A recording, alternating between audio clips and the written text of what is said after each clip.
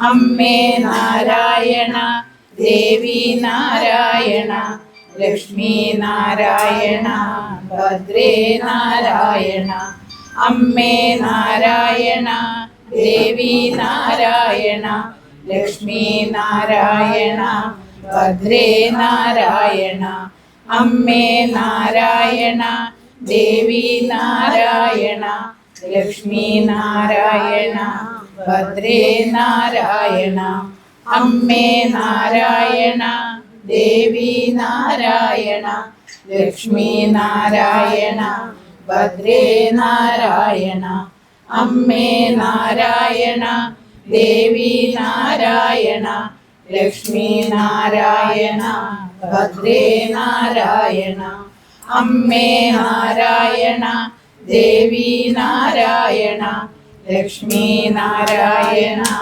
ഭദ്രേ നാരായണ അമ്മേ നാരായണ ദേവി നാരായണ ലക്ഷ്മി നാരായണ ഭദ്രേ നാരായണ അമ്മേ നാരായണ ദേവി നാരായണ ലക്ഷ്മി നാരായണ ഭദ്രേ നാരായണ അമ്മേ നാരായണ ദേവി നാരായണ ലക്ഷ്മി നാരായണ ഭദ്രേ നാരായണ അമ്മേ നാരായണ ദേവി നാരായണ ലക്ഷ്മി നാരായണ ഭദ്രേ നാരായണ അമ്മേ നാരായണ ദേവി നാരായണ ലക്ഷ്മി നാരായണ ഭദ്രേ നാരായണ അമ്മേ നാരായണ ദേവി നാരായണ ലക്ഷ്മി നാരായണ ഭദ്രേ നാരായണ അമ്മേ നാരായണ ദേവി നാരായണ ലക്ഷ്മി നാരായണ ഭദ്രേ നാരായണ അമ്മേ നാരായണ ദേവി നാരായണ ലക്ഷ്മി നാരായണ ഭദ്രേ നാരായണ അമ്മേ നാരായണ ദേവി നാരായണ ലക്ഷ്മി നാരായണ ഭദ്രേ നാരായണ അമ്മേ നാരായണ ദേവി നാരായണ ലക്ഷ്മി നാരായണ ഭദ്രേ നാരായണ അമ്മേ നാരായണ ദേവി നാരായണ ലക്ഷ്മി നാരായണ ഭദ്രേ നാരായണ അമ്മേ നാരായണ ദേവി നാരായണ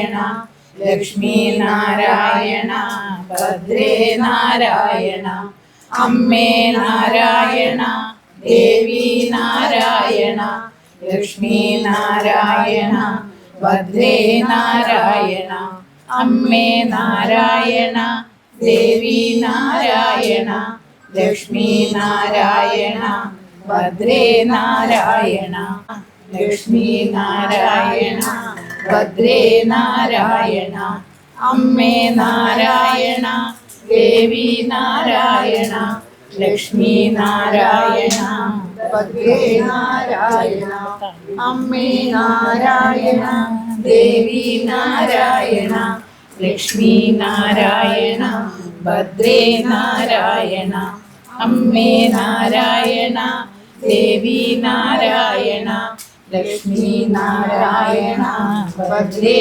നാരായണ അമ്മേ നാരായണ ദേവി നാരായണ ലക്ഷ്മി നാരായണ ഭദ്രേ നാരായണ അമ്മേ നാരായണ ദേവി നാരായണ ലക്ഷ്മി നാരായണ ഭദ്രേ നാരായണ അമ്മേ നാരായണ ദേവി നാരായണ ലക്ഷ്മി നാരായണ ഭദ്രേ നാരായണ അമ്മേ നാരായണ ദേവി നാരായണ ലക്ഷ്മി നാരായണ ഭദ്രേ നാരായണ അമ്മേ നാരായണ ദേവി നാരായണ ലക്ഷ്മി നാരായണ ഭദ്രേ നാരായണ അമ്മേ നാരായണ ദേവി നാരായണ ലക്ഷ്മീ നാരായണ ഭദ്രേ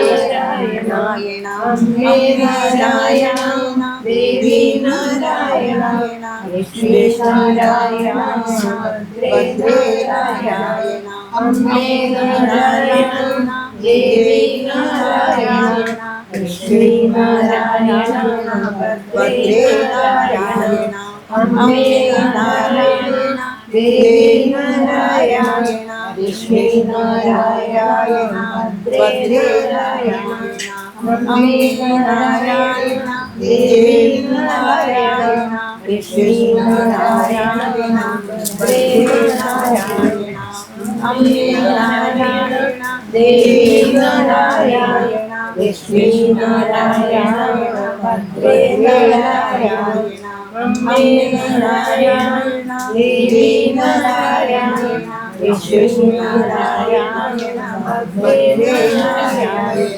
അമ്മേ നാരായണ ദേവി നാരായണ ലക്ഷ്മീ നാരായണ ഭദ്രേ നാരായണ അമ്മേ നാരായണ ദേവി നാരായണ ലക്ഷ്മീ നാരായണ ഭദ്രേ നാരായണ അമ്മേ നാരായണ ദേവി നാരായണ ലക്ഷ്മീ നാരായണ ഭദ്രേ നാരായണ അമ്മേ നാരായണ ദേവി നാരായണ ലക്ഷ്മീ നാരായണ ഭദ്രേ നാരായണ അമ്മേ നാരായണ ദേവി നാരായണ ലക്ഷ്മീ നാരായണ ഭദ്രേ നാരായണ അമ്മേ നാരായണ ദേവി നാരായണ ലക്ഷ്മീ നാരായണ ഭദ്രേ നാരായണ അമ്മേ നാരായണ ദേവി നാരായണ ലക്ഷ്മീ നാരായണ ഭദ്രേ നാരായണ അമ്മേ നാരായണ ദേവി നാരായണ ലക്ഷ്മീ നാരായണ ഭദ്രേ നാരായണ അമ്മേ നാരായണ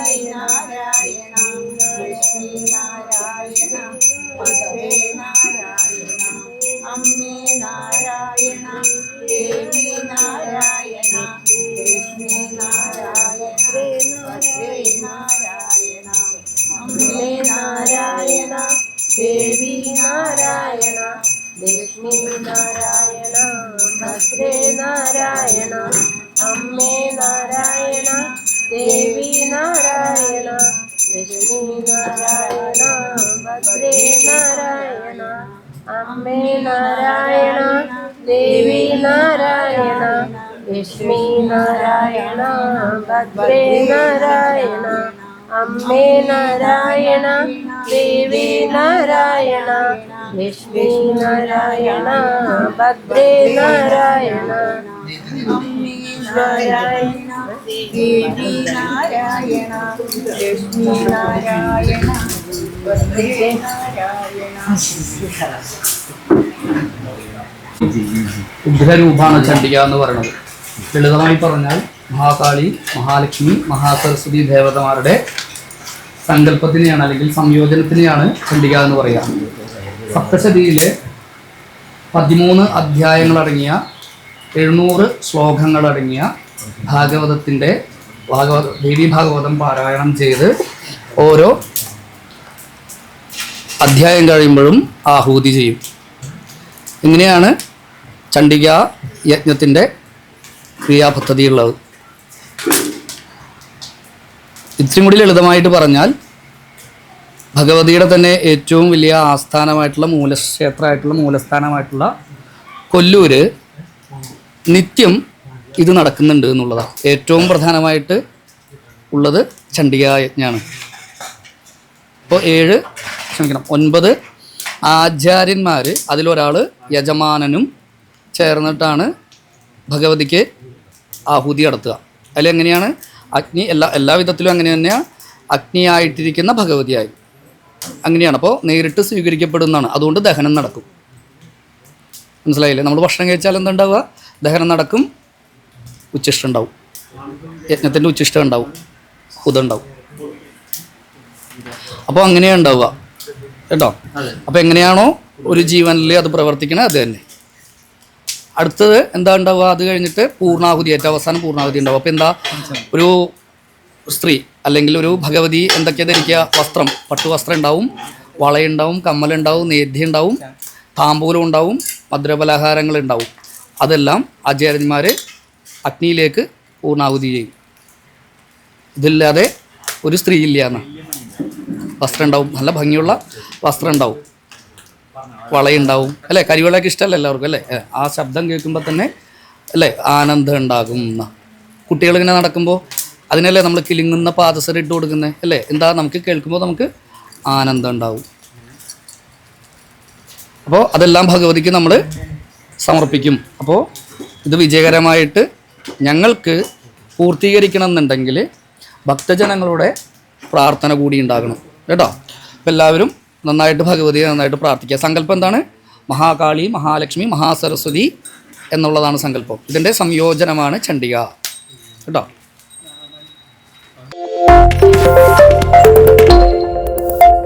കൂടുതൽ വീഡിയോകൾക്കായി ചാനൽ സബ്സ്ക്രൈബ് ചെയ്യുക, അടുത്തുള്ള ബെൽ ബട്ടണും കൂടി പ്രസ് ചെയ്യുക.